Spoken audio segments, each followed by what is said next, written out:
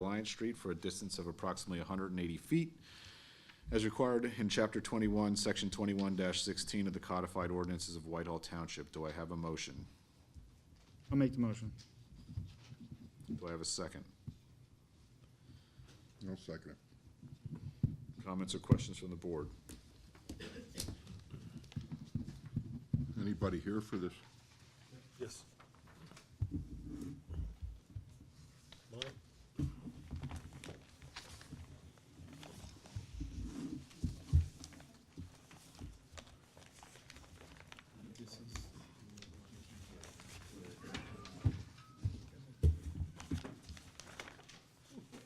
You have to state your name and address, please.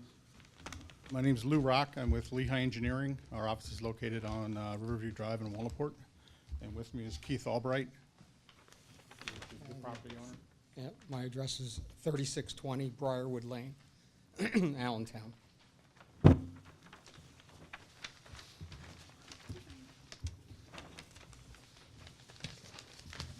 You all have your plans that were submitted. If not, I can bring copies up for you to look at.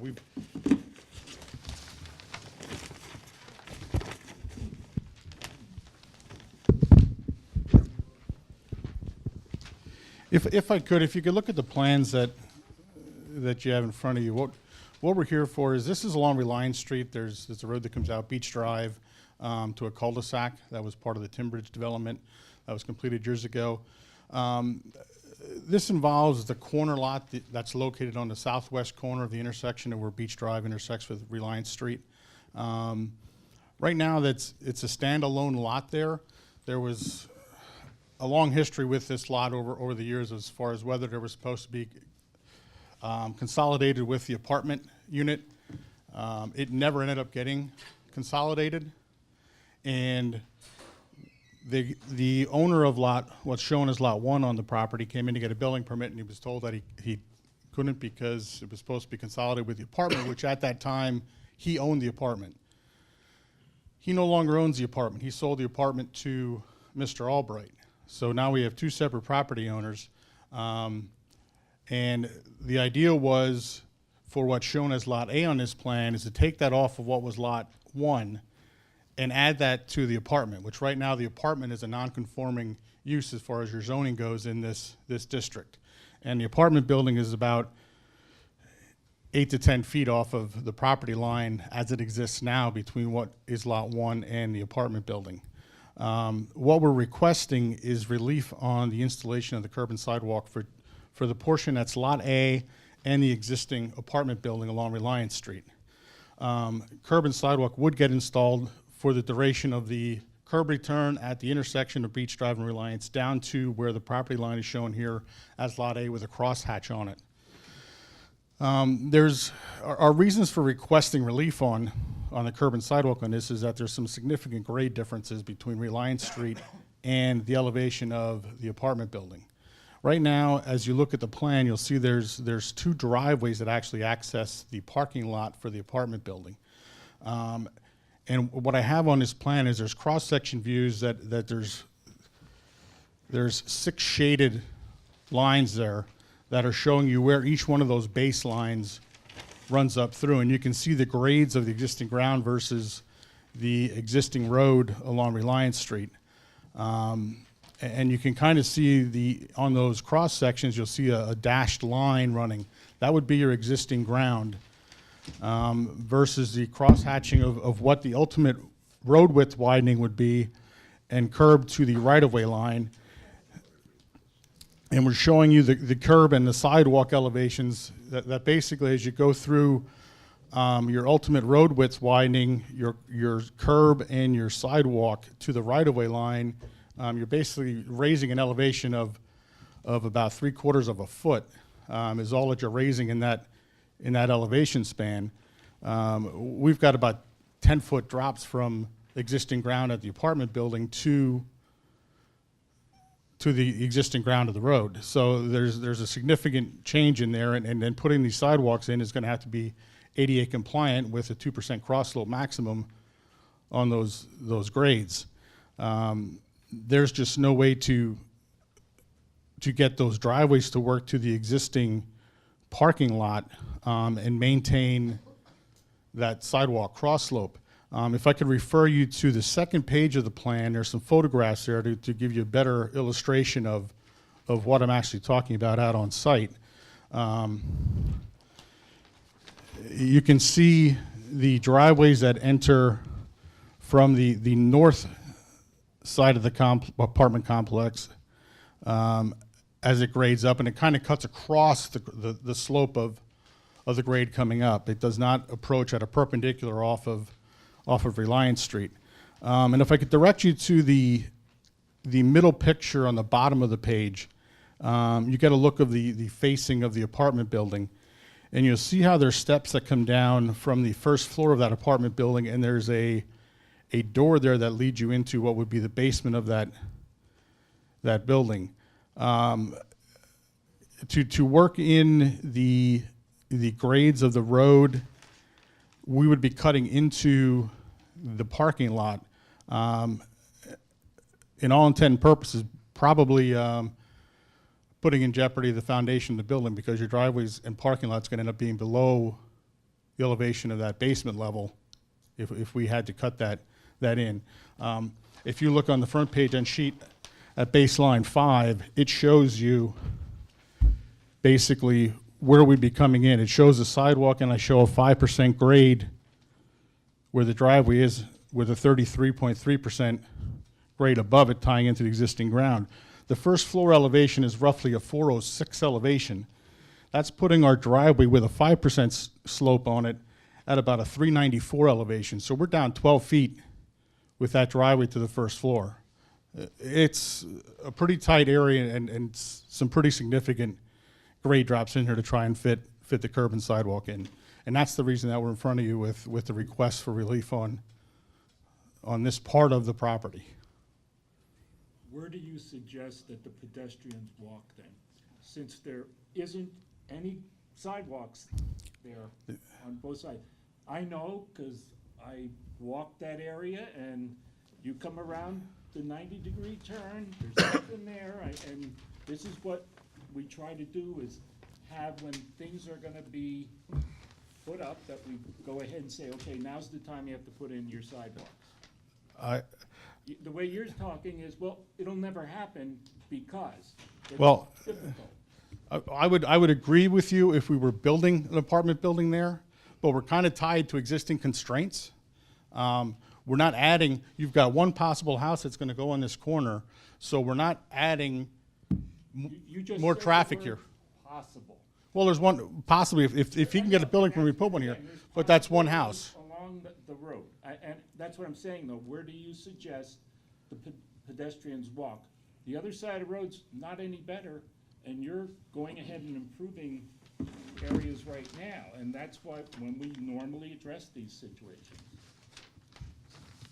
But we're not improving, I'm not sure what we're improving in the frontage of the lots that we're requesting relief from. We're putting the sidewalk on the lot that would get improved with a house on it, but we're not making any improvements to the existing apartment complex. But Lot A, who's ending up with Lot A? Lot A would go to the apartment. That's gonna be the apartment building, It's just gonna give them a bigger yard area. There's no improvements proposed for it. which is the same as Lot 2. The apartment would be Lot 2, yes, correct. But Lot A ties in with Lot 2 now, because the lot line is, the line between those two is deleted, so that's all one parcel now. Correct, it would be one parcel, So correct. why couldn't you bring your driveway in Lot A and turn it into the apartment building? Well, there's not, because if you can see where the apartment building's at, you can't get the driveway in, plus you're still coming up a significant slope, but there's not enough room between the, Or where the west driveway is, bring that in straighter off the road and then turn it. Yeah, you got a little bit of digging to do there, but can be done. that's, not if we're putting the sidewalk down there. It's, if we shorten those, right now the driveway to the south is running in roughly about a 13% grade already. The north driveway is running in at about a 7.5% grade already. So if we're cutting in and putting sidewalk in, we're just increasing those grades further and further. Can I ask a question on the sheet 2? it looks like the sidewalk is recessed back 5 feet from the curb line. Yes. Is there a reason why, would it work better if it was adjacent to the curb? I'm not a proponent of sidewalks adjacent to the curb, but in this instance, it seems like it might help with the grade levels. It could help by pulling it out further, but honestly, the grades are still that significant that it's not, you're still cutting a big chunk off and trying to get driveways to work with, especially with a 2% ADA slope on them. So I agree with you that, you know, pull it out further, you got a little bit more length to work your grade up, but it's not gonna make enough of a difference.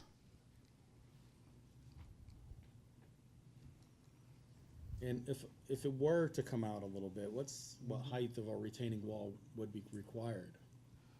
Are we talking 2 feet? Are we talking? No, you're right. Right now, if we come out further, you're still looking probably about a 7.5-foot retaining wall on there.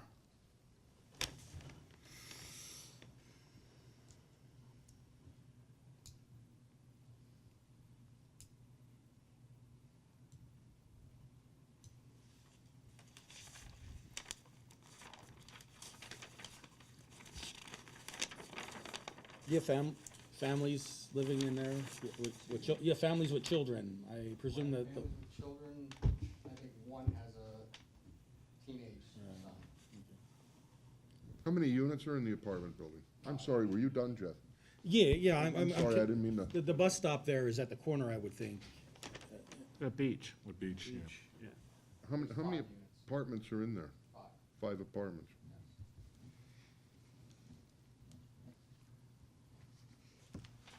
Well, that's my concern. If you get future tenants that have children, they need to get to that bus stop. And they're gonna need to walk on Reliance Street, going northbound, to get to that bus stop on the corner of Beach.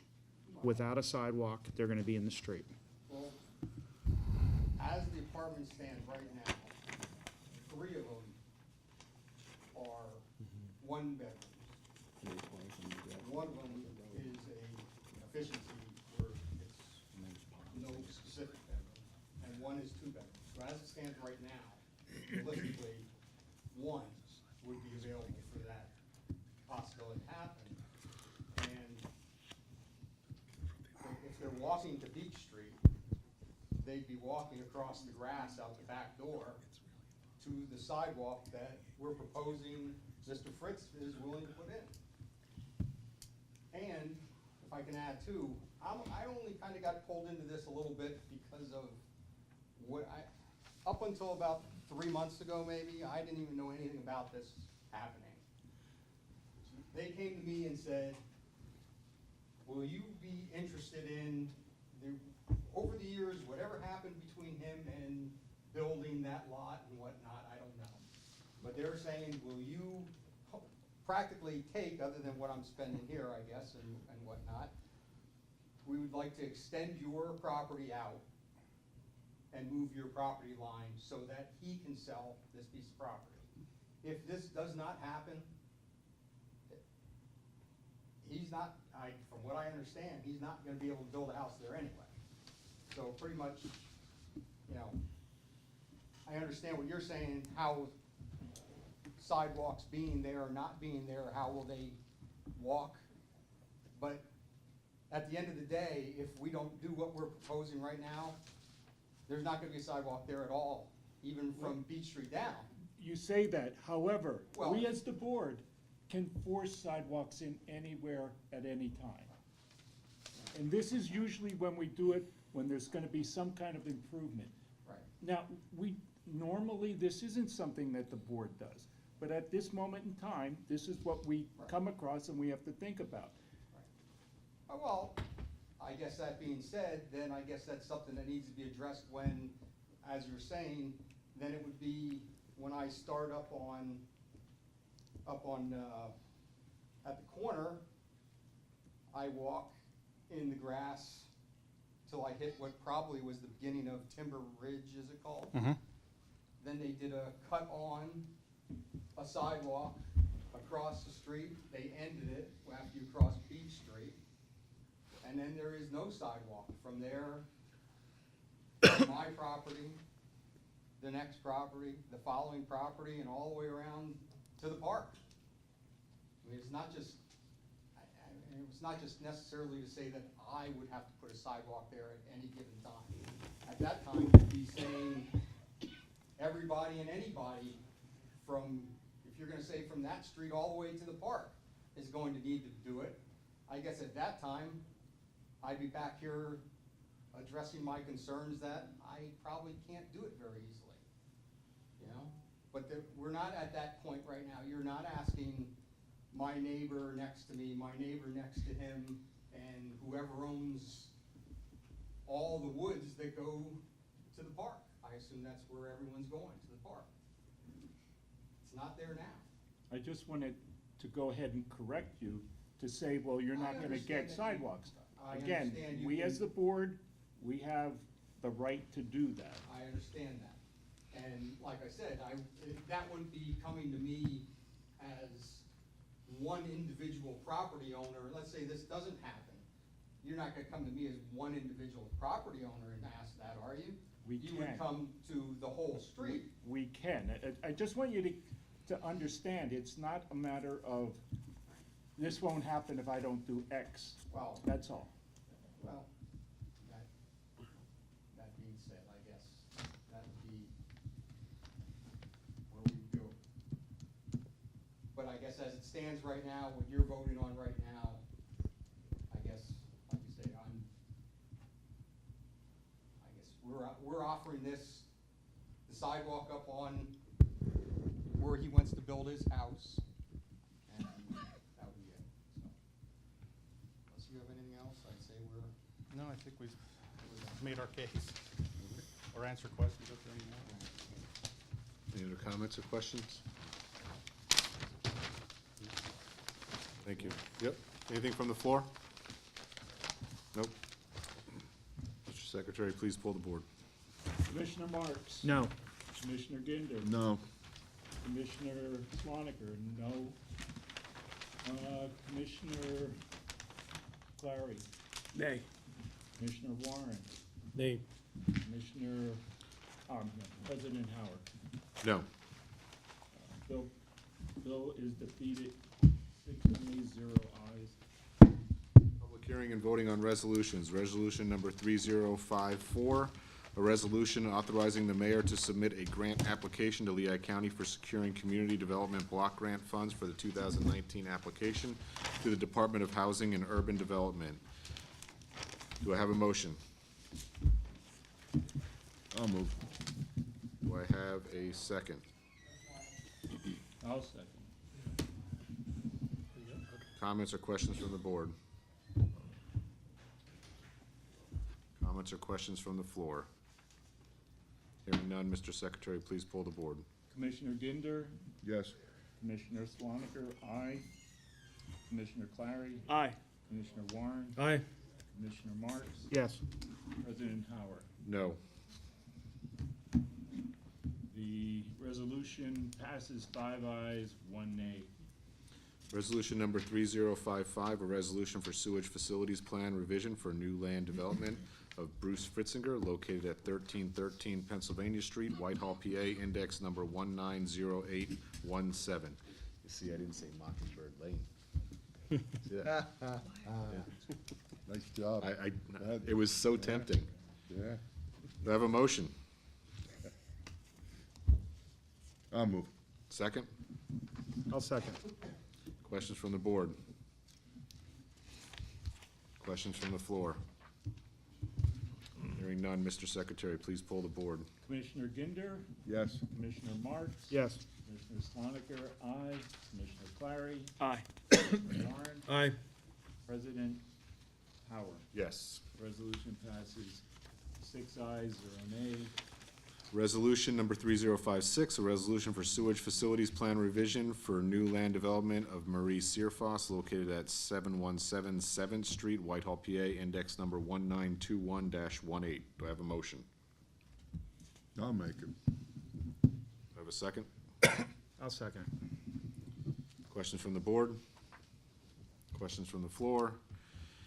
Hearing none, Mr. Secretary, please pull the board. Commissioner Ginder? Yes. Commissioner Marks? Yes. Commissioner Sloniker, aye. Commissioner Clary. Aye. Commissioner Warren. Aye. President Howard. Yes. Resolution passes 6 ayes, 0 nays.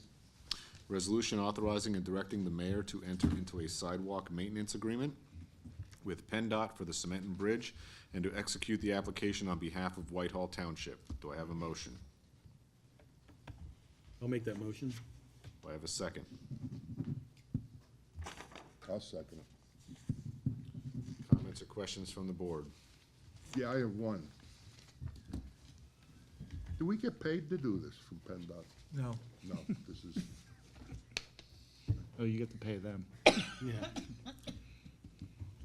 My question is this the only way we get a bridge or a sidewalk from the Northampton side to the Cementon side? is if we- Realistically, yes. I guess we can hold our breath and hope that after they put the bridge in, they'll build the sidewalks then, but I don't think that's going to happen. No, I mean, Well, they would have to re-engineer the bridge then too, right? So, And then we wouldn't get a bridge, so. It's what they're doing, and that's where we are right now. We've done the best we could to fight with this, and it's just not happening. and another silly question, but it's the whole way.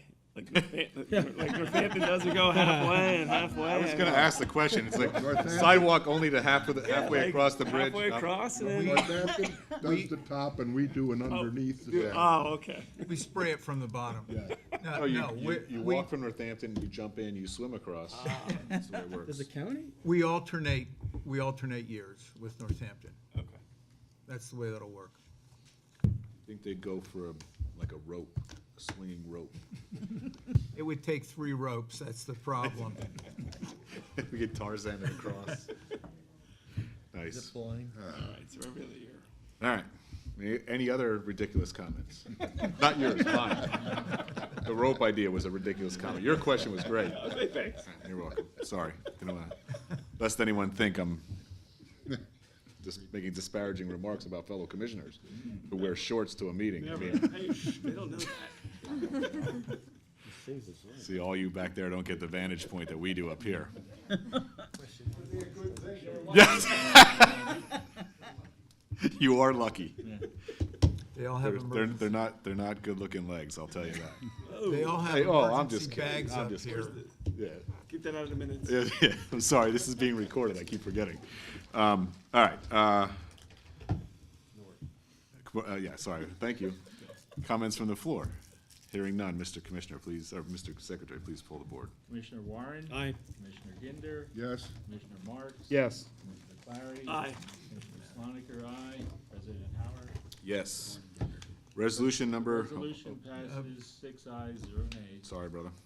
Resolution number 3059, a resolution authorizing and directing the mayor to submit the 3rd Street, 1st Avenue, State Route 1015, and Orchard Drive application for traffic signal improvements approval to PennDOT and to execute the application on behalf of Whitehall Township. Do I have a motion? I'll move. Do I have a second? I'll second. Comments or questions from the board? Comments or questions? Is this just, real quick, I'm sorry I wasn't here last week, but is this just, are they changing the traffic pattern here? For the CVS on the corner, they're Correct. adding the handicap ramps, doing some changing of the striping. Okay. What's that? I know, it's very, very upsetting. Any other comments or questions from the floor? Hearing none, Mr. Secretary, please pull the board. Commissioner Sloniker, aye. Commissioner Clary. Aye. Commissioner Warren. Aye. Commissioner Ginder. yes, Commissioner Marks. Yes. Commissioner, President Howard. Yes. Resolution passes 6 ayes, 0 nays. Other, motion to approve the appointment of Robin Rummel? No. You didn't tell us it was. I'm sorry, resolution number 3060 has I been had pulled. requested, yeah. Okay. Sorry to disappoint everyone. I seen you scratch it, so. Resolution number 3060 has been pulled. Motion to approve the appointment of Robin Rummel to serve on the Whitehall Township Planning Commission, term expiring December 31st, 2019. Do I have a motion? I'll make that motion. Do I have a second? I'll second. Comments or questions from the board? Comments or questions from the floor? Hearing none, Mr. Secretary, please pull the board. Commissioner Marks? Yes. Commissioner Clary? Aye. Commissioner Warren? Aye. Commissioner Swanaker? Aye. Commissioner Ginder? Yes, President Howard? Yes. Motion passes 6 ayes, 0 nays. Motion to approve the appointment of Robin Rummel to serve on the Whitehall Township Tax Appeals Board, term expiring December 31st, 2022. Do I have a motion? I'll move. Do I have a second? I'll second. Comments or questions from the board? Comments or questions from the floor? Hearing none, Mr. Secretary, please pull the board. Commissioner Swanaker? Aye. Commissioner Clary? Aye. Commissioner Warren? Aye. Commissioner Ginder? yes, Commissioner Marks? Yes. And President Howard? Yes. Motion passes 6 ayes, 0 nays. Motion to approve the real estate tax assessment appeal of Lowe's Home Improvement Center. Do I have a motion? Where's that at? You should have looked at your new agenda that's sitting Well, I there on didn't the look table. at my new agenda, I guess. do we have any paperwork on this? I just got it from one of our attorneys. Yeah. I think we have to have a motion before Yeah. I can discuss. Do you want me to, yeah. No, Make we- the motion, then we'll tell you the details. I'm sorry, Make a motion, and then they can talk about it. okay, I'll make a motion for discussion. Do I have a second? I'll second. Thank you. Now, Okay, Lowe's, as well as a bunch of other major commercials, have filed their real estate tax assessment appeals. The property owner has come in with an appraisal report slightly over $7 million. The school district's gotten actively involved in it. They had an independent appraisal done, showing an appraised value of $8.36 million. The property is currently assessed at $9.3 million, almost $9.4 million. The agreed upon settlement is for $8.5 million, which is higher than both appraisals, but significantly lower than the existing assessed value, which is what you're going to see coming forward with every other major commercial development that's made their assessment appeals. So, It's that time. yes, this is the first domino to fall. But it is higher than both appraisals, so gotcha. Any other comments or questions from the board? Comments or questions from the floor? Hearing none, Mr. Secretary, please pull the board. Commissioner Ginder? Yes, Commissioner Marks? Yes. Commissioner Swanaker? Aye. Commissioner Clary? Aye. Commissioner Warren? Aye. President Howard? Yes. Motion passes 6 ayes, 0 nays. Now we have our discussion item of the Belmont Glen fencing. Sorry to make you wait all night. You picked a bad night to come. Sorry about. I wish I had brought along some coffee. Yeah, yeah, sorry. Do we have chocolate up here? I got butterscotch. Oh, he's got butterscotch. That's about all we got. Would have had to bring enough for everybody, so. There's a few more.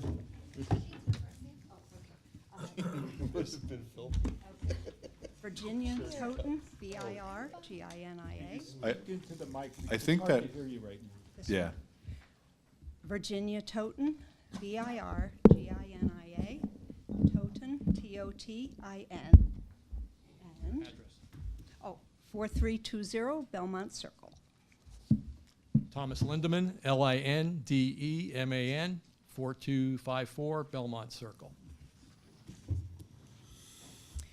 And we are here this evening to request a revision to the resolution of approval from the Whitehall Board of Commissioners to remove all split rail fencing shown on the approved drawings of the subdivision. We have two considerations.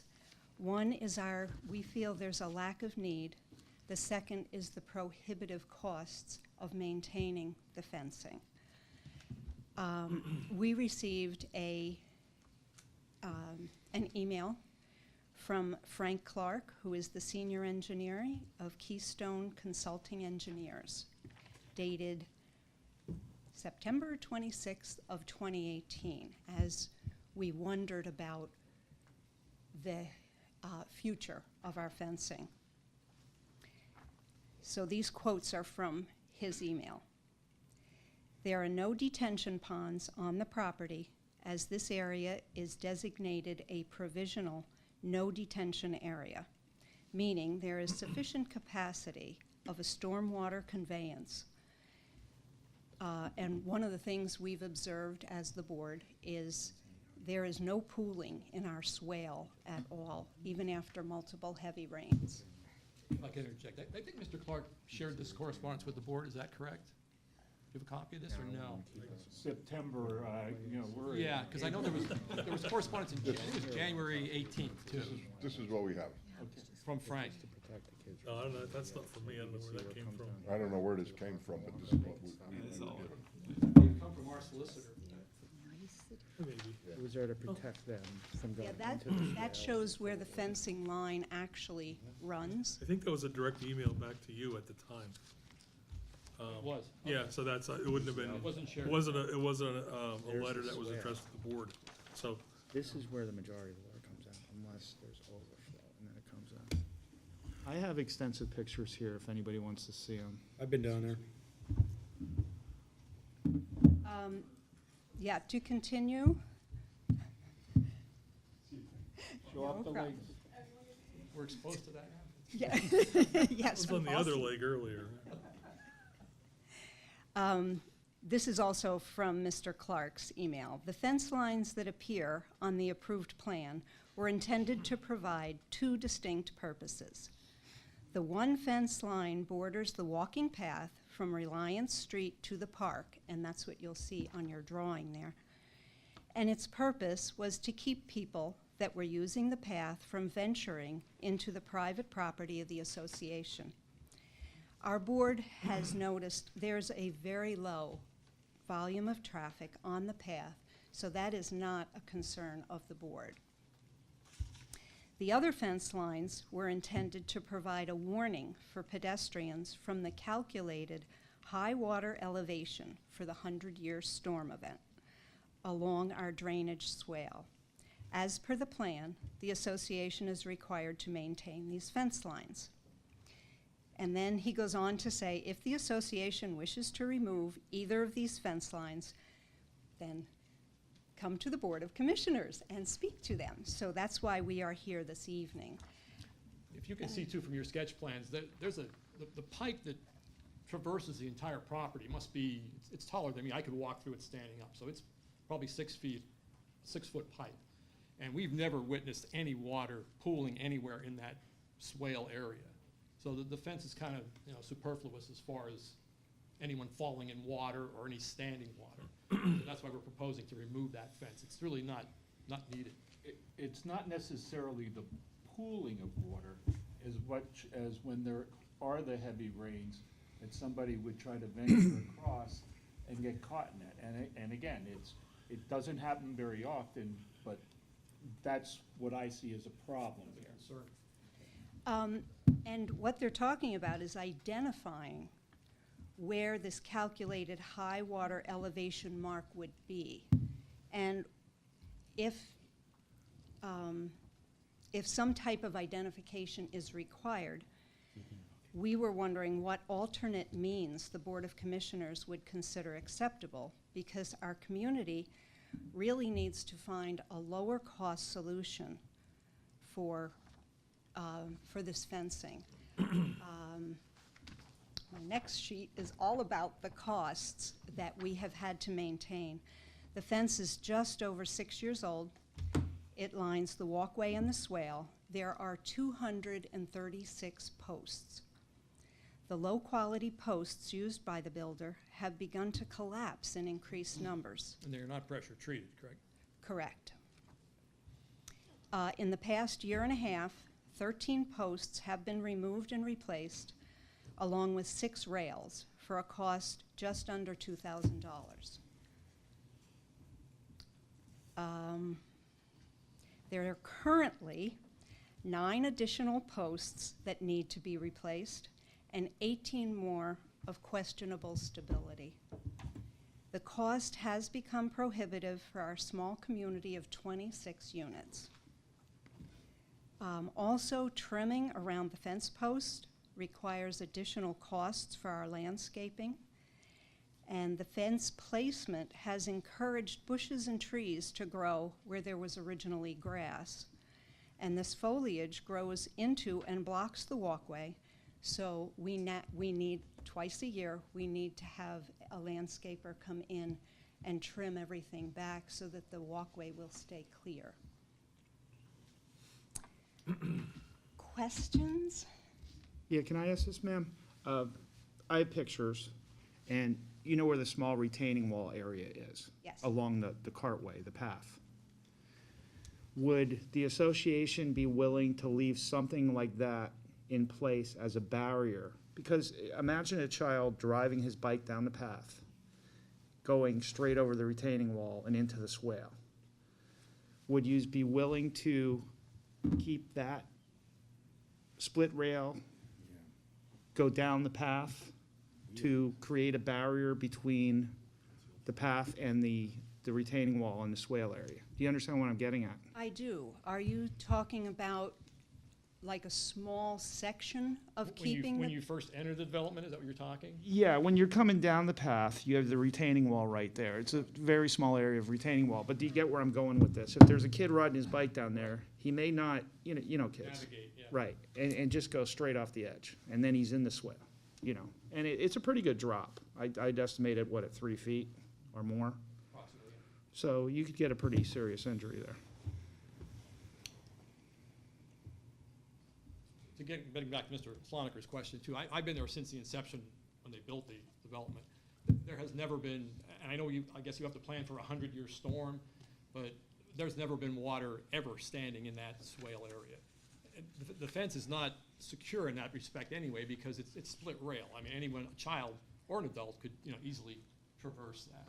And I'm not so much worried about standing water, because I know that there's only a teeny bit when I'm more worried about when the water's flowing, when we have heavy rains, because of how it drains into there. You're gonna get, I would think, maybe a small child getting in there to go after a ball or whatnot in the rain, because, we do what we do, and he gets caught in there. I don't think we've ever observed running water. No.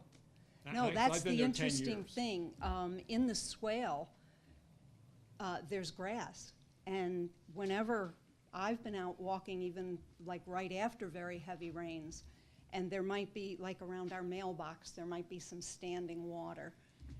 And when I go on the path, there's nothing at all in our swale. There's also 2 areas that have a very large drain within the swale, and you never even see anything needing to run into that. That major inlet, Tom, if I may, I think is on Main Street, that feeds into that 6-foot pipe. I don't think It comes from Shides Road. I mean, Exactly, yeah. And I know all about, I hear water all the time at my house. Sure. Because one of the sewer or water drains there, it goes right by, and it's constant. I mean, It is. Right. Where's this water getting lost, Frank? Oh, it's not getting lost, there's actually, That used to be flood water. well, yeah, no, what they did is when they built that, there's a 60-inch that comes off of 329. And, because that drains that whole bowl area, if you will, Egyptian Hills, everything comes down through there. And what they did, if you look at your plan, you'll see a set of hatching. You could probably see it better at the cul-de-sac. You'll see an area of hatching, and if you follow that in either direction, there's actually a pipe under there. I think it's a 48, I think. In the ground. Yeah, That's right and there. that's gonna carry most of the stormwater most of the time, all right?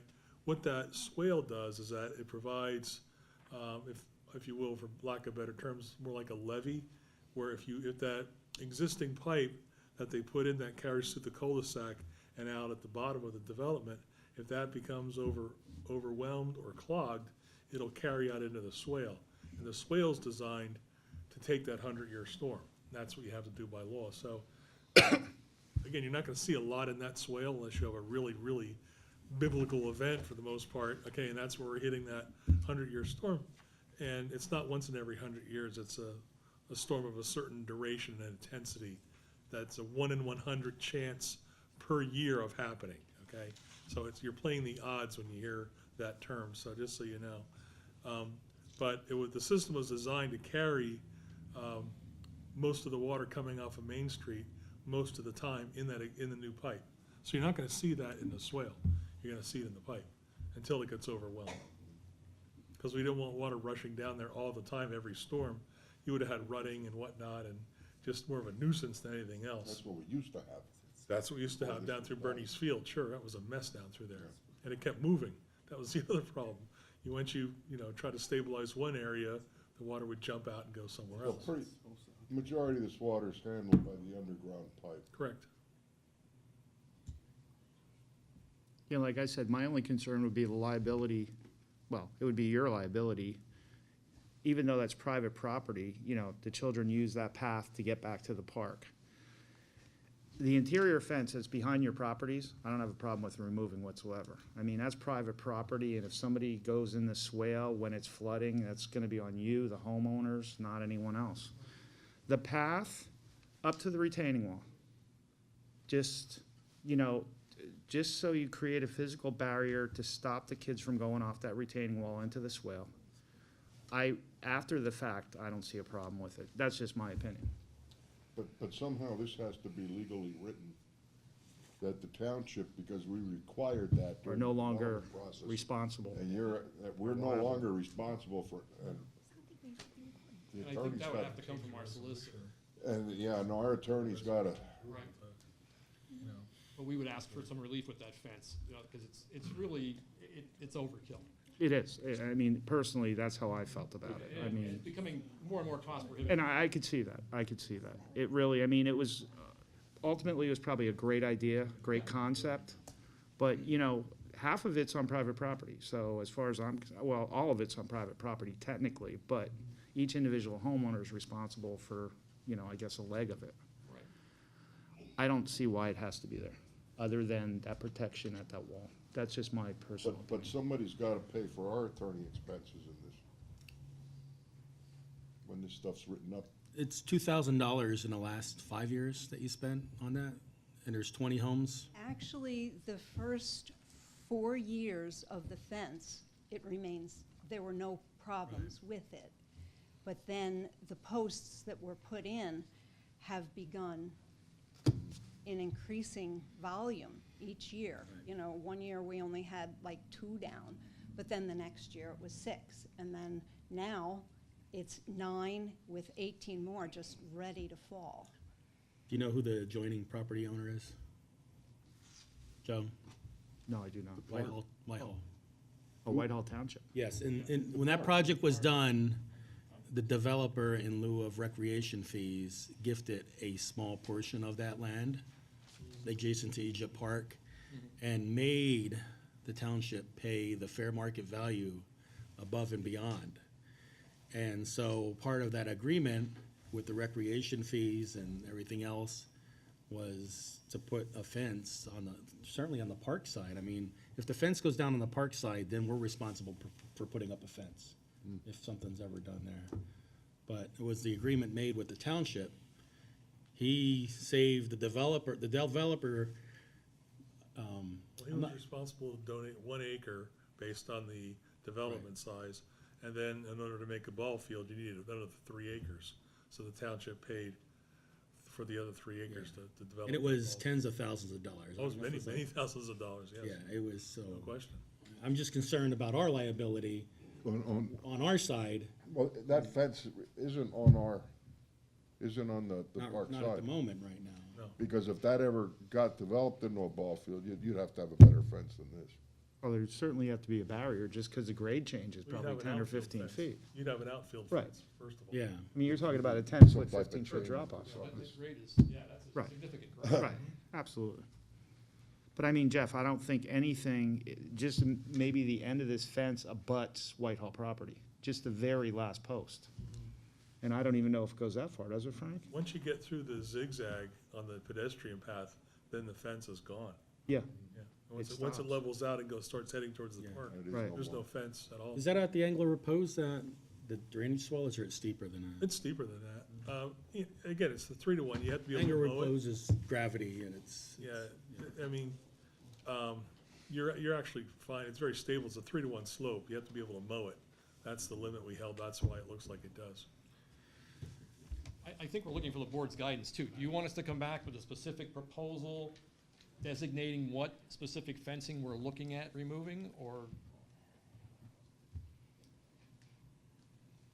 And of course, we'd like to remove as much as you are comfortable with us removing.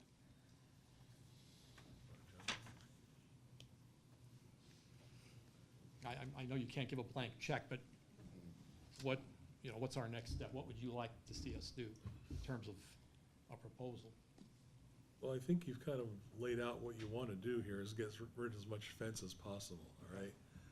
Commissioner Marks has indicated it'd probably be a good idea to protect that drop-off along the path at its most crucial point, all right? Whether that's done in a split rail of better quality or whatever, that's something for you to propose, all right? So I think there should be a limit, maybe if you go out there and kind of measure out what you think would be an appropriate amount, and we can certainly take a look at it from that point, and maybe to come to an agreement on the length. Joe, I don't know if you had an idea how far Yeah, it should go out. I'm not an engineer. I mean, this is all Well, no, you can- liability. I'm you- not gonna tell you how far to build it because, the But kid that's will. gotta, yeah, it's gotta come from you, okay?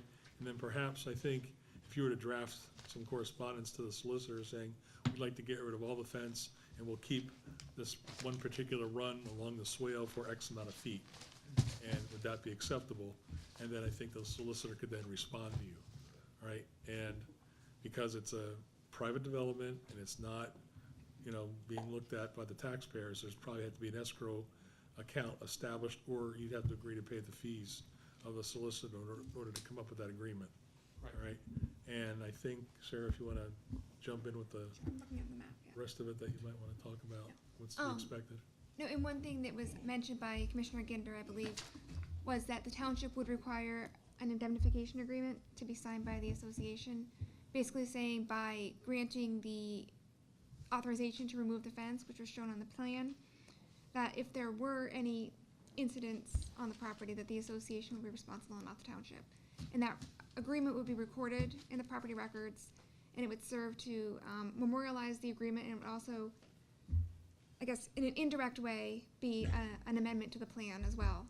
Because otherwise, the recorded plan showing the fence is what people see, and that would be something else that would be in the property records. Can I ask a devil's advocate question with that? Because we have extensive experience with the homeowners associations going bankrupt and leaving the township on the hook for everything else. So if that were to happen in this case, we'd still be liable. Yes. Thank you. And that's not a devil's advocate question, that's reality. And it Not does, saying that you're gonna go bankrupt, we've had experience with that, so.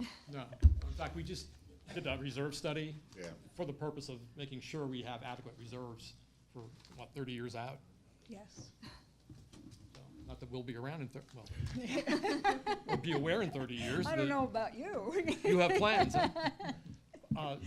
Commissioner Marks, just to be clear then, you're talking about the path coming off of Reliance Street. Yeah, I have pictures if you wanna look at it real quick and, Can you email them? yeah, I could do that. but there is a split rail fence adjacent to the path leading up to the park.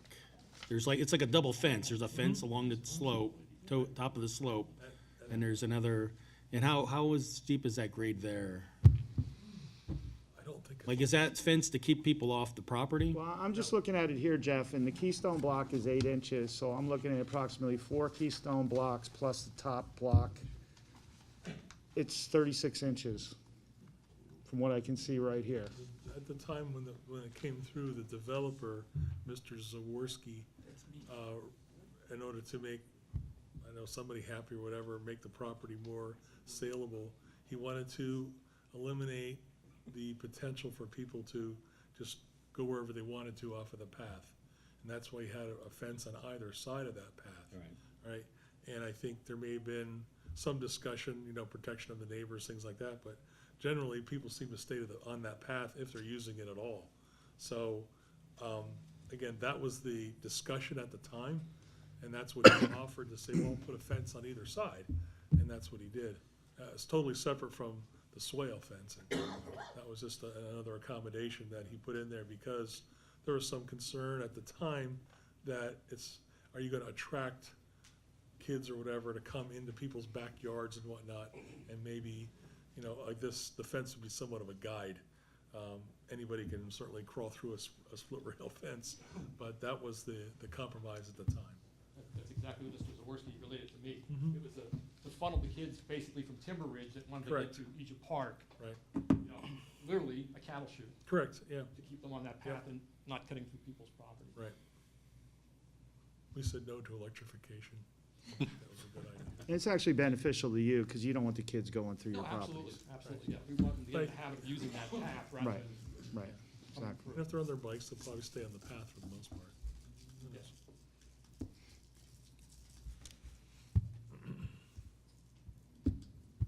I have no further, any other comment? Thank you, I guess, If you can draft something to the solicitor then, Okay. of what you'd like to do, okay, that way it comes from the association, and then we can react to it. Yeah. Okay. And the board will still have to vote on it. Thank you for your time Thank this you for your evening. time. Thanks for thank coming you. in. One more discussion item, rezoning request.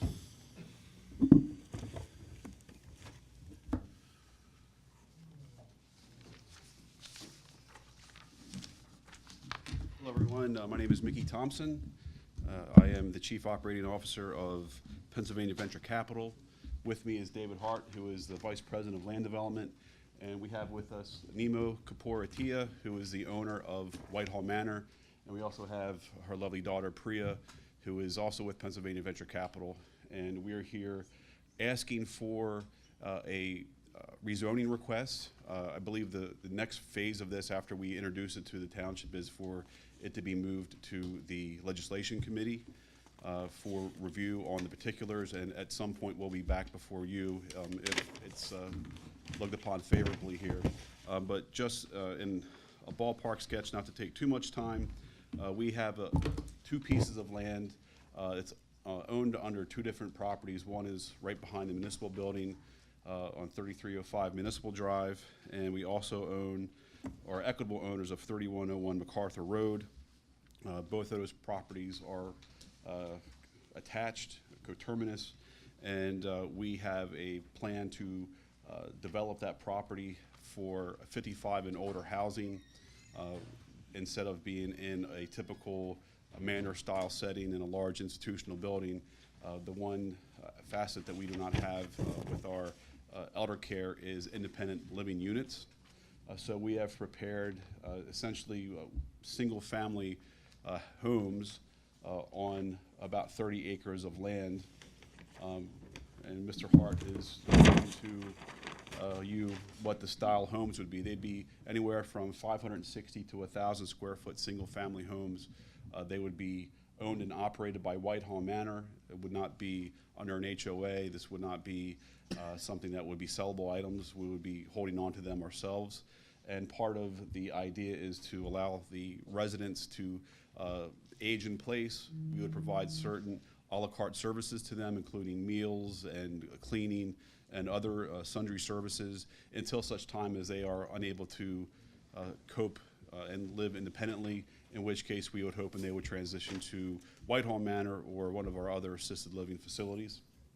We would have a common area spaces on the property, so they would have commingling areas. They would have other amenities, gyms, meeting areas, cafeteria, a place where they could congregate for group activities. The issue that we face is that the property that we own, both of them are in two different zoning districts, would not allow for this type of use. The area that is adjacent to, right over here on Municipal Boulevard is OS1, Open Space 1, and the property facing MacArthur Road is, what is that, Dave? R4, which is a medium density zone. We looked at the zoning ordinance. We tried to adapt the ordinance to what we thought it would be a good use for this. And lo and behold, after looking at your ordinance, the R3A zoning district is really what we were looking for. at the start of the process. So we would like to have this property zoned as R3A. You currently have two zones in Whitehall Township that's R3A. One is Fellowship, which I believe has been in existence for quite some time, and you heard from the neighbors behind Sheets, they are the other R3A community in the township. So this would be the third such, and I think that would be a good use and spread out equitably the R3A special zone.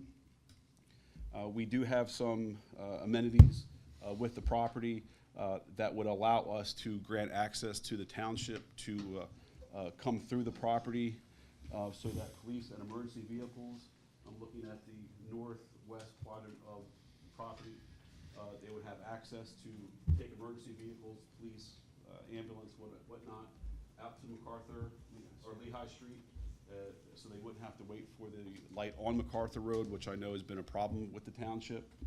We would also have access to the east of the property to allow the township to access the parks. That is an old farm that has been owned and operated by the township for quite some time as well, and it would grant a secondary means of access. So as part of this request and looking at the ordinance in total, other than the map request we're changing, there are two specific items in the ordinance that we're asking for a text change. And the reason for the text change is to only allow single-family residents such as this to be clustered together in a way that would preserve as much open space on the remainder of the property as we possibly can. Obviously, there are topographical issues that we are going to be facing.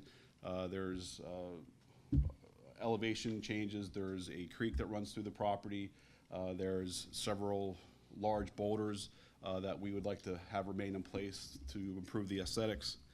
So that's the idea of why we're asking for the text amendment. And again, it only applies to single family homes, not anything of a larger scale that would be a group home or a more institutional type of use.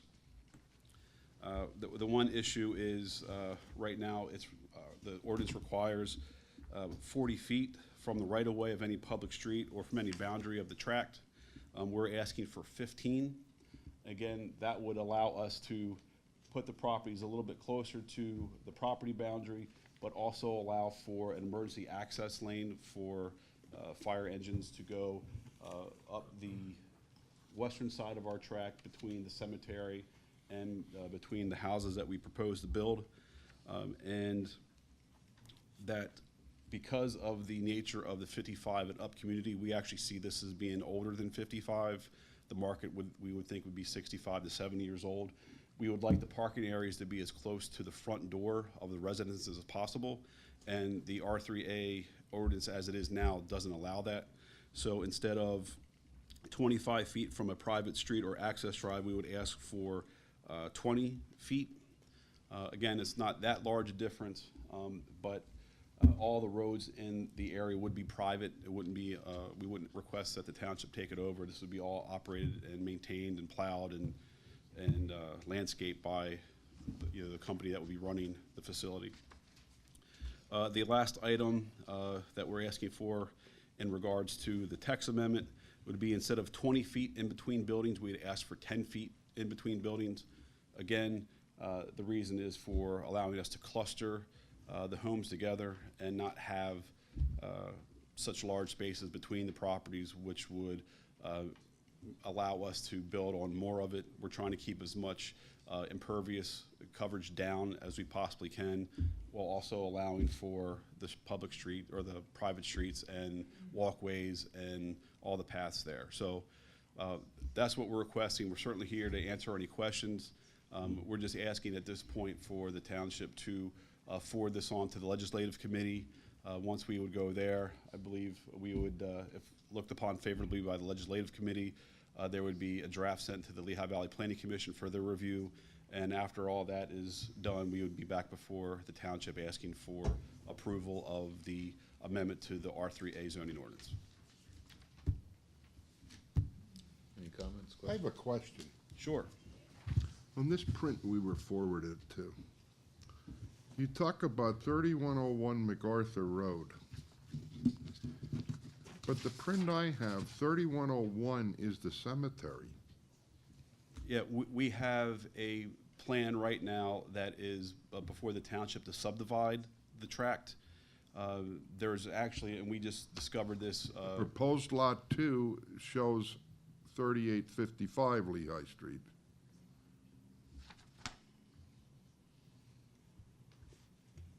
I don't know what you're looking at. I could talk about that. The address, 3101 is the only address that currently exists because. For all the cemetery is one properties. piece. We have conditional approval from the township to subdivide the property.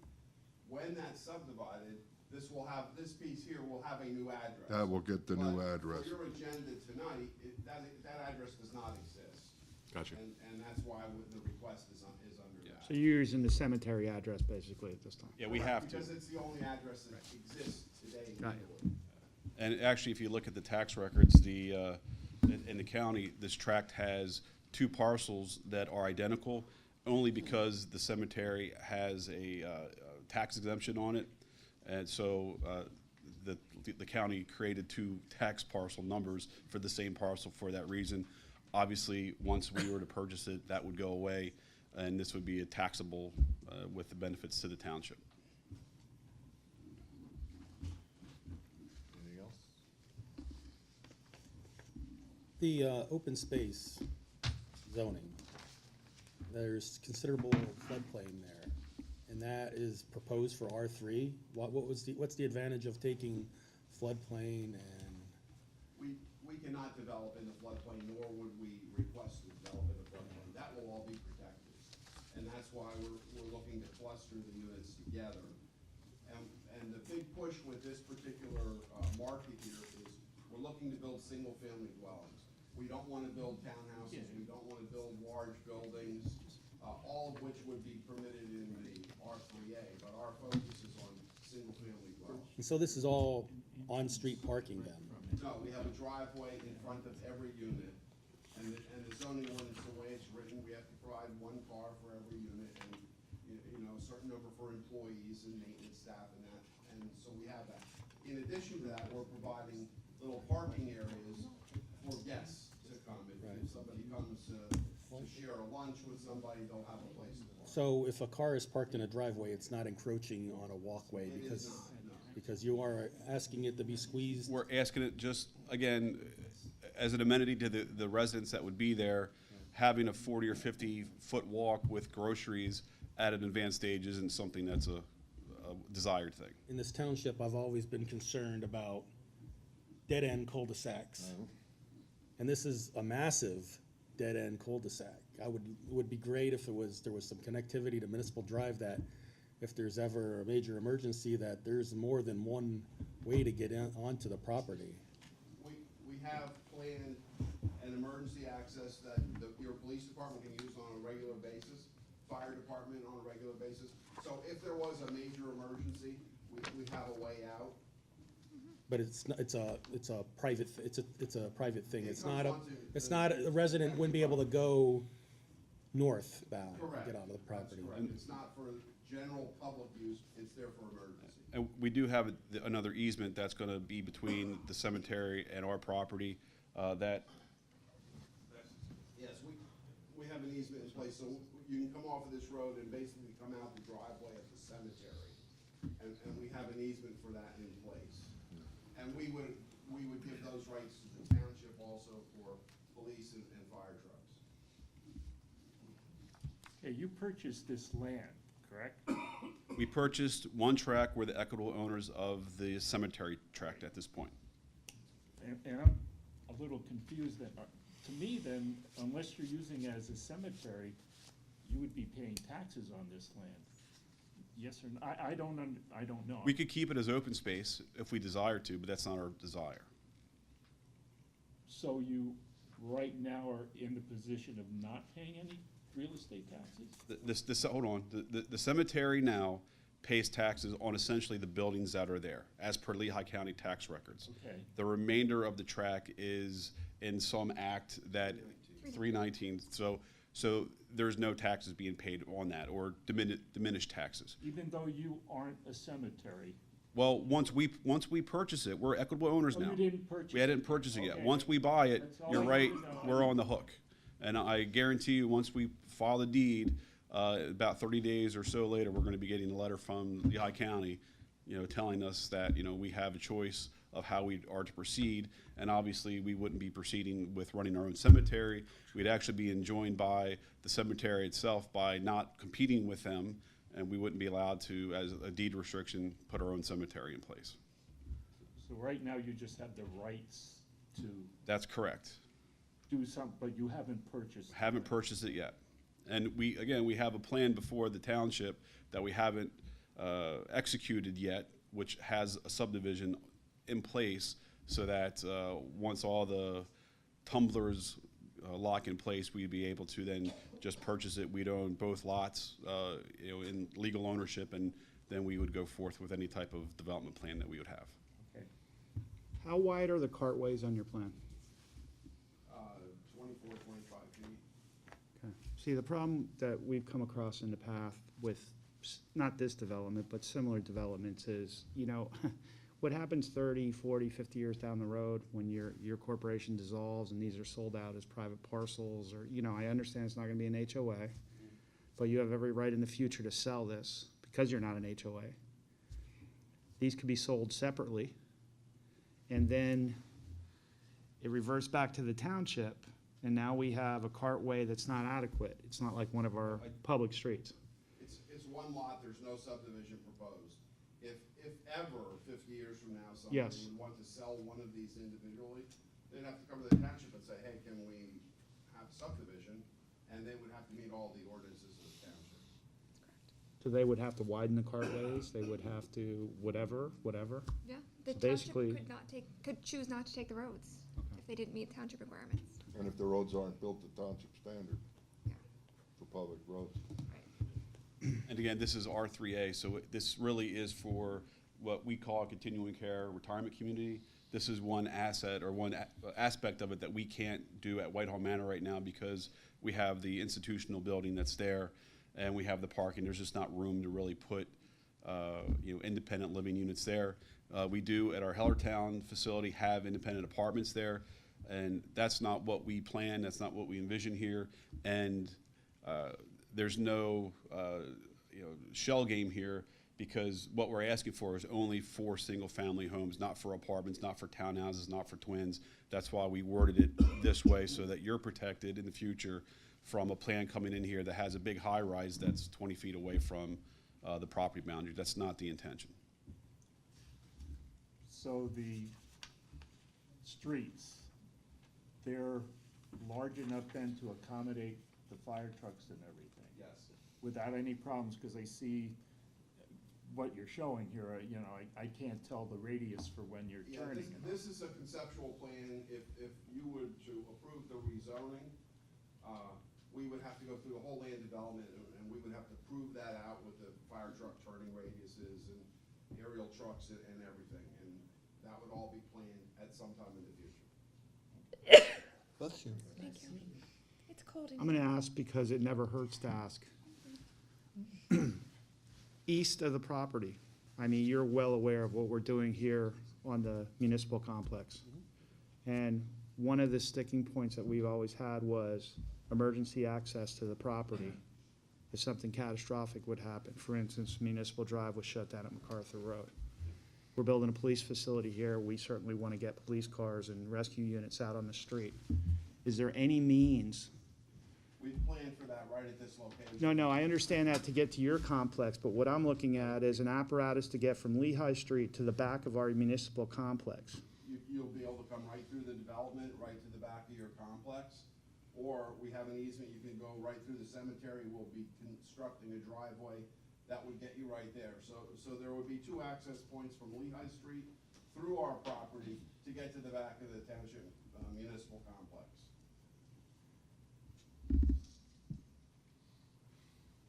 So, But not to Municipal Drive. Not to Municipal Drive, no, because there is a very large swale that goes through here. The township has a Right. culvert that encloses to about, this point here, and then it discharges and it flows, and it's very broad. Where the stormwater flows from across MacArthur Road, comes through the municipal property, and comes down here to the creek. But that flow is in perpetuity. Yes. Because that's been there for, So even though this will be considered a private street, you're gonna give accessibility for the township in and out Yes. for emergency situations. Absolutely. We And want your the- residents will not be able to drive into the municipal Correct. complex. And we want the emergency services to be able to come here in the case that any of our residents needs help.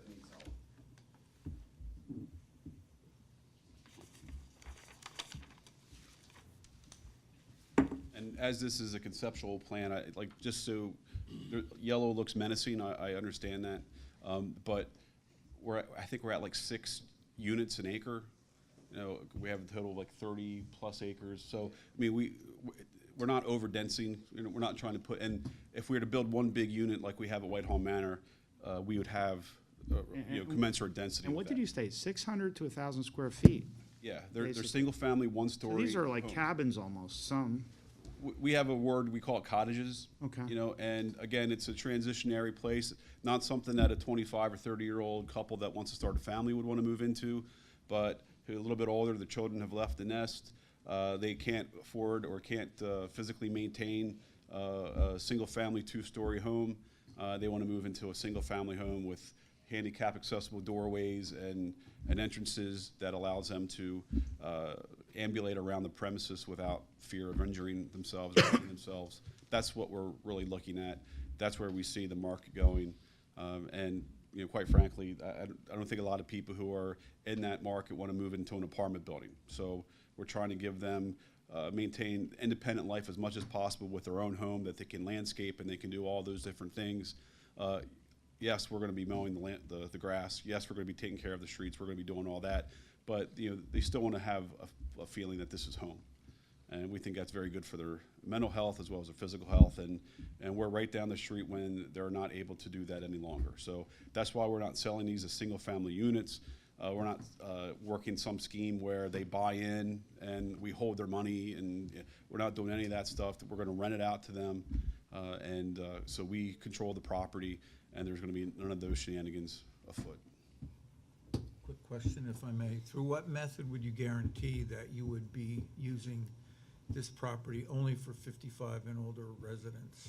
Well, your ordinance would control that because it's R3A and it requires the age threshold. So we couldn't have R3A and put 30-year-olds in here.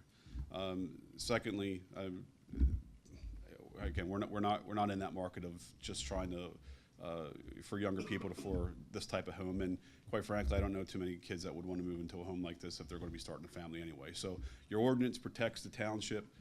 What we've put in here, again, I'm an attorney, so, and anytime I even put my ideas down on paper in terms of legislation, this is going to follow me in my head for the rest of my career. I don't want the township thinking that we're trying to pull anything on them. That's why we tried to specify exactly what the particular use is, single family only, so that you can feel confident, your solicitor can feel confident that it's for a very limited purpose while we're asking for the text to be amended. And again, the overall approach to this is you have 2 3As.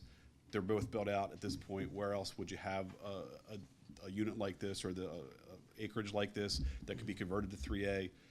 Yeah, I know you have a lot of land to the north that's farmland, but I think this right now, for everything, all the different pieces that are coming into place for the benefit of the municipality for access out into Lee High Street, I think we have a good plan here, conceptually. And Mr. Smith's going to run us through the ringer we know. Follow the ordinance. I just like the floodplain. I'm surprised that the R3 goes up to the creek. I don't know what the. Well, right now it doesn't. Right now, it's in 2 different zones. OS1, Right. which is right behind the municipal building, and then R4, that's where the cemetery is. The whole Tate property is proposed for R3A. R3A. But there's no buffer between the creek. I guess Well, I have to talk to Lee. I don't know why other parcels have a buffer of open space in the floodplain. Yes. But if we change it, it's R3A all the way to the creek. Well, actually, the creek goes through R4, right through the municipal building. Like you are R4. R4 is right here. And how many homes, what's the nearest home to the municipal complex, the rear of the municipal complex? I just envision someday this is not 55 and older, and there's a missed opportunity to get access from Municipal Drive, public access. I think that's what the question was. Okay. All right. You'd asked about to the municipal complex? Yeah, right behind there. Oh, Looks but like there's behind one, the municipal yeah, complex? there's no, once that's built out, there's no opportunity to get a road down the Municipal Drive. Yeah, right where your finger is, Right you're thinking, here, yeah, It's because of the flood, that the floodplain and the Okay. flooding that occurs. that would be a bridge and everything else there. Correct. I mean, we could certainly plan that you could get through there in dry weather, that would not be a All right, problem. no. That doesn't happen anymore. Historically, that's where all of the drainage moves through, from all the way out to Ringer Road almost. Any other comments, questions? All right, we will, it won't be on this L and L, but we'll discuss it in May Okay, at L and L. all right, we appreciate it, thank you. Got it. Moving on, Board of Commissioner reports, Mr. Marks. I don't really have anything other to say. You know, we lost two fine gentlemen, Mr. Junior Connor and Mr. Jeff Gerhart. They were pillars of this community. The things they did are nearly unbelievable and unreplaceable. They'll be missed. I'll miss them. Maybe somebody will step up. They're big shoes to fill. But God bless them. That's all I have. Two quick things. We're shy one person on L and L. If anybody, maybe we can get one of the other commissioners, if somebody's interested to come to L and L, and as we appoint a replacement for Jeff, we can shed one of your things, but we shouldn't go short on L and L.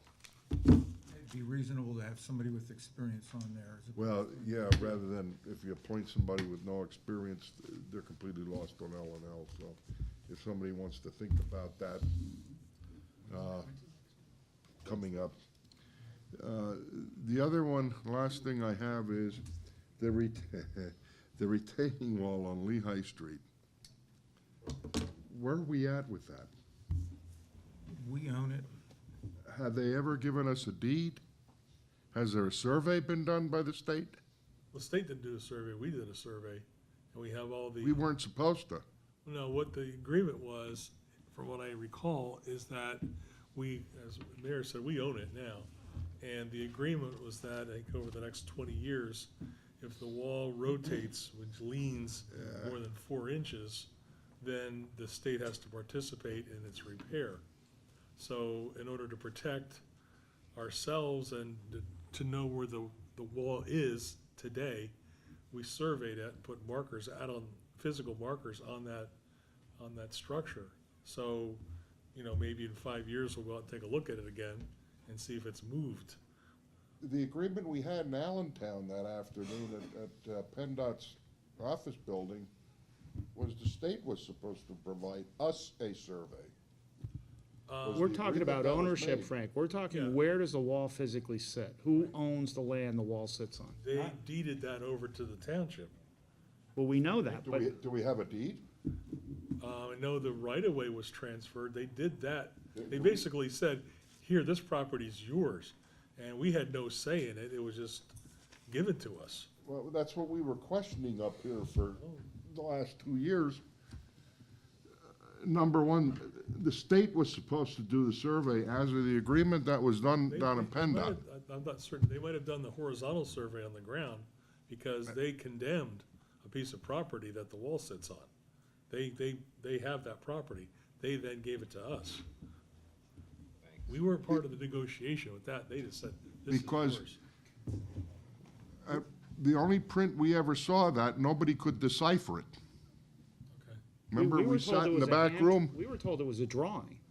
And the last time we made this request, Yeah. and we were still waiting on their surveyor. We were going to see a regular Mylar, a print of this, because I'm still interested who owned that land Yeah, under they- that wall. They never did a historic lot line. No. And They gave us what they wanted the future lot line to be. Right, but they were supposed to give us the historic, because the lady who was the attorney from Altoona, she basically told PennDOT, yes, this must be done, because I questioned, since when can you give a piece of property away with no title, no deed, no nothing? And she said, well, no, you can't. And she's the one that told PennDOT, because she was the PUC attorney. She's the one that told PennDOT, you will do a survey, and you will do these things. I'm not aware of those intricacies. I can check with Chris Gettinger. Because that happened downtown on Hamilton Street. I don't know, was anybody else here at that meeting? No, I wish I was. I was there. Were you there, Tom? And the attorneys were running back and forth between the two rooms trying to negotiate something, and this is what was negotiated. When I jumped into it, the last thing I saw, because I questioned that, well, who owns the property that the wall sits on? I had that question very early, and they answered that by, I remember seeing a drawing showing a highlighted line that went and boxed out the area where that new wall sits on. And evidently was property that. Just the new part of the wall. The new part of the wall, right. It Where they jogs- build- where they jogs build it to out. The new part and jogs back in. Yeah. All right, and that was transferred to the township, from what I understand. There was no knowledge that we had of it, but PennDOT decreed that that property is now But the ours. original wall, that new part of the wall's bumped out, that's our wall too. I believe so, because that was. That, my part of the understanding is PennDOT that's right our away. wall too. Right, because, well, that road, Lay Avenue, used to be a PennDOT road. That got transferred to us Yeah. in a And- one-way, and circulation. that was the whole point of it. The question was, who owned the land under that wall? From what I recall, it was the railroad owned the land, Lehigh Valley Railroad. They wanted to add another track. So they built that gravity wall, which is just big, dumb, and heavy, and put a new track in. From what I recall, in the PUC hearings, the PUC judges said the railroads are out of it now. They more or less said, no more railroads, they're done, because they don't exist. So all those great agreements that were done over those years were pretty much canceled out. by Well, the then, PUC. then that wall would be setting on private property. Who owns the property now?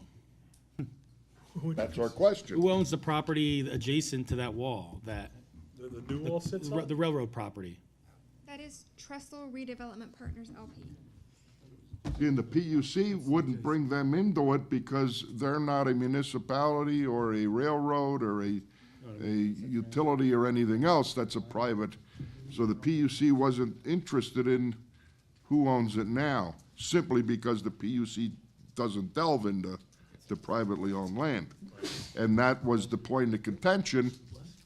If they're gonna give us this land, but it's not theirs to give us, because it's owned by that private property owner, I mean, that's ridiculous. Well, that was an agreed upon. That was all condition. supposed to be, That was agreed, we were not gonna take ownership or sign anything until we were told exactly who owned the land the wall sat on. I'm looking at the county tax map and it's showing it as part of the road right of way, but we can look into it further. yeah, we need to really look into this, because I still think we're getting swindled here. Sam Cohen is the one who handled that transaction. And if you'd like, we can have him here for your next meeting. And bring documentation, because I have a feeling they gave us a wall on somebody's property that wasn't theirs. Well, I know that the PUC order was agreed to by the township. And you're With- saying, With the provisions right, that the survey be done by the state, and we see a deed, and everything's done the right way. we'll those- have Sam come in next month if you'd like, Phil, and we'll. Whatever to through- straighten this up, because I'd sure like to get this off my head, because I'm still of the opinion that, I don't believe that was the state's land under that wall to give away. And until I see a survey and a deed, I'll always believe that. You show me a survey and a deed where it was their land to give to us under that wall, then I'll understand. But until that day, I don't believe it. And the last time I looked, if there's something sitting on your property, you own what's sitting on your property. Not? So they may be giving us a wall and a piece of land that's not even theirs to give. And we're sitting on it and it belongs to a private owner. And that's my concern. Well, and It's it, gonna be the guy to answer all that. That's, Well, they need to answer that, and those Cullen will be, those were part of the agreement that happened down there. And did we get a right of way to get in to repair that wall? that was a request. I know that. I don't Do we know. have it on paper? Because if we had to get in to repair that wall and that private landowner said, you're not coming in here, I will tell you that, as of now, I'm not aware that we have any right-of-way access to that at this point. they were That supposed. land is going to be, according to the current owners of the adjacent property, that land will be transferred to the township, should we choose to accept it, because it will be part of the D&L trail. Well, that'll certainly grant us ownership then. Before we get that far down the road, I think we should really make sure and straighten up what we have now. They would, well, we'll have Sam come in. Because we may not even want that property if that wall's on a piece of private land. In that case, my presumption is that the county would accept ownership. And But we'll have to evaluate that. they better watch what they wish for, though, because they might accept the wall at the same time, Mike. I don't think that's going to happen. You know people. Buyer beware. Well, actually, our ex-board president is well aware of the situation, so. That's true. That's all I have. I'm still waiting for my Christmas tree to be removed from the front of my house that's been there since January the 6th. Just thought I'd bring that up. It's not my responsibility to call up, nor is it anybody else in the township's responsibility to call up the people that are supposed to be taking these things for recycling. Did they think it was part of your landscape? Well, it's all nice and brown, just stacked up there against the wall, so. I'll make note and make sure it's dealt with. Okay, It'll fit in the back of my car. I don't think it will. You don't want it, the needles, I think, are about ready to go en masse. That's all. Any needles left? Commissioner Clary? Just kind of what Commissioner Mark said about offering public condolences to the Connor and Gerhard families. Absolutely, two gentlemen are very difficult to replace, so that's all I have. Just happy to see the cinders from the winter being swept up by PennDOT on our Public Works Department, and incremental progress. I'm happy to see that. And now if we get some business owners on MacArthur Road to help out with that, it'd be great. I have nothing. I'll be brief if you're asking me for a report. One significant thing that we're working on right now has to deal with the build grant that you heard about last year, and the ask was for $19 million on a $46 million project that it would involve both Allentown and Whitehall.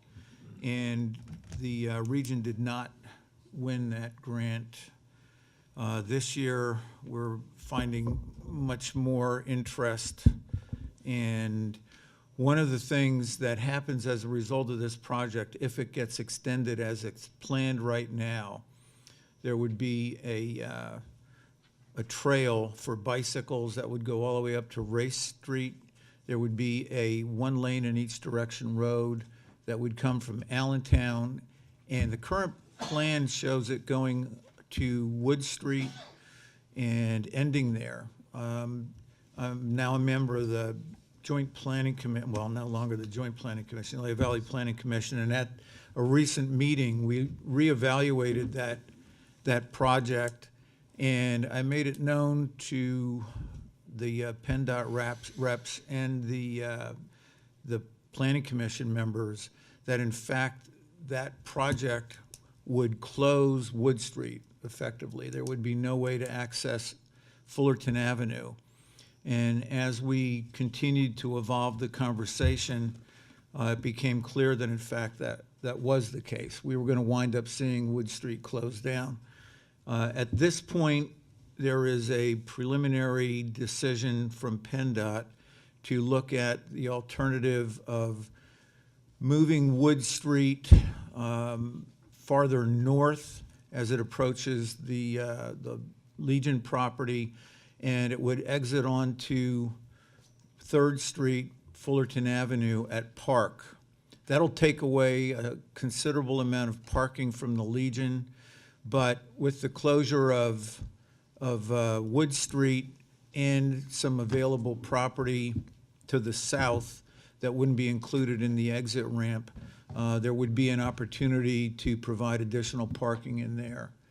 And that would make them whole, perhaps, at this point. We have to look at that a little bit more closely.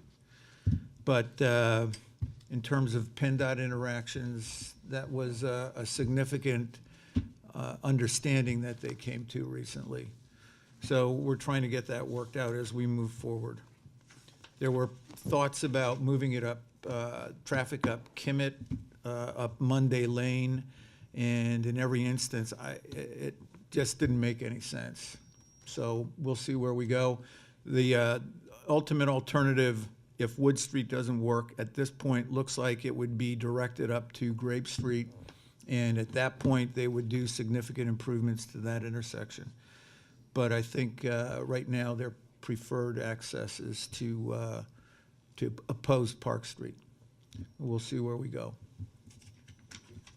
Treasurer's report?